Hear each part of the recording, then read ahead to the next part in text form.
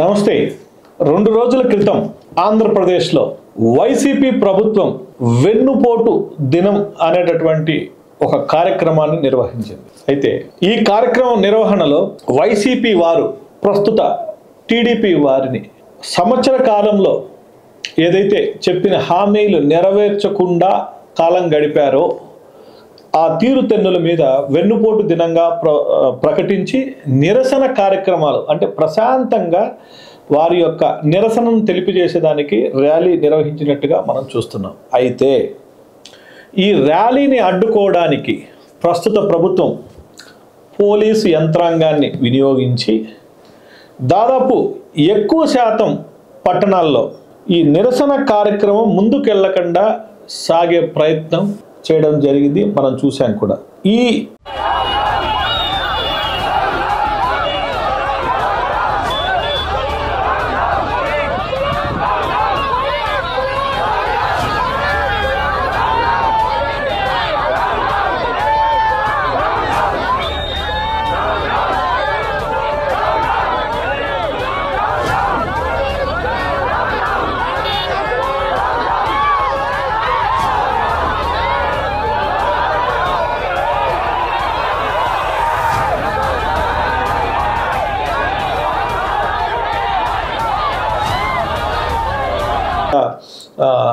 నాయకులను పోలీసులు అడ్డుకునే విషయంలో కానీ ఏం జరుగుతుంది? భారతదేశంలో ప్రశాంతంగా నిరసనలు, భావ ప్రకటన, వాక్ స్వాతంత్రాన్ని భారత రాజ్యాంగం అయితే హక్కుగా కల్పించింది.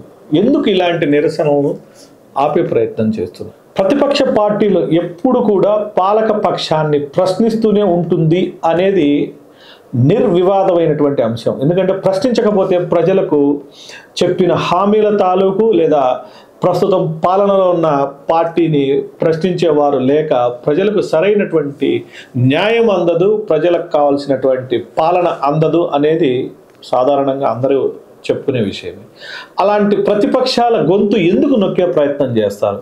ఒకప్పుడు జగన్మోహన్ రెడ్డి కూడా ఇదే విధంగా తెలుగుదేశం వారు చాలా సందర్భాల్లో విమర్శిస్తుంటే ఇలాగే పోలీసును వాడి నిరసనలు ఆపిన ప్రయత్నం చేశాడనేది కూడా నిర్వివాదమైనటువంటి అంశం. ఎందుకంటే ఆ రోజుల్లో కూడా జగన్మోహన్ రెడ్డి గారు తెలుగుదేశం వారిని చాలా సందర్భాలలో వారి యొక్క నిరసన కానీ బందులు జరుగుతున్న సందర్భంలో కానీ ఆపే ప్రయత్నం చేశారనేది కూడా మనం చూసాం.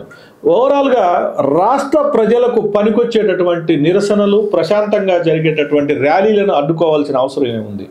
ఈ సందర్భంగా అడ్డుకున్నందుకు గాను ర్యాలీ చేస్తున్నటువంటి నాయకుడు పోలీసులతో వాగ్యుద్ధం చేయడం, పోలీసులు నా విధిని నిర్వహిస్తుంటే నన్ను అడ్డుకున్నాడని చెప్పి రాజకీయ నాయకుల మీద కేసులు పెట్టడం అని చూస్తుంటే ఏం జరుగుతుంది సమాజంలో? నిరసన తెలిపే హక్కు ప్రజలకు లేదా?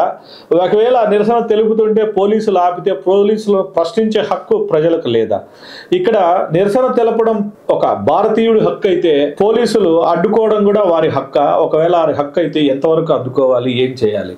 ఇవన్నీ కూడా ప్రజలకు ఎక్స్ప్లెయిన్ చేయాల్సినటువంటి పరిస్థితి ప్రస్తుత పాలకుల మీద అయితే ఉందని చెప్తున్నాం. ఎందుకంటే వాక్ స్వాతంత్రాన్ని కానీ ఇట్లా నిరసన స్వాతంత్రాన్ని ఎప్పుడైతే లేకుండా చేస్తామో నియంతృత్వ పాలన అనేది స్వచ్ఛంగా మనము అనుకోవచ్చు. ఎందుకంటే నియంతృత్వ పాలన దగ్గర మాత్రమే ఇలాంటి భావ ప్రకటన స్వేచ్ఛ కానీ, నిరసనలు కానీ, మరో రకమైనటువంటి భావ ప్రకటన స్వేచ్ఛను అడ్డుకుంటారు అనేది అందరికీ తెలిసిన విషయం.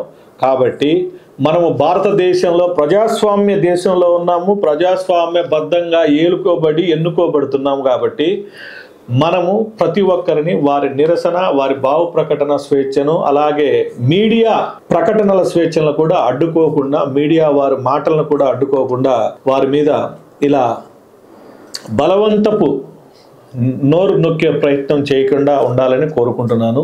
భారతదేశంలో భారత రాజ్యాంగాన్ని కాపాడుకోవాలని కూడా అభ్యర్థిస్తున్నాను. Thank you.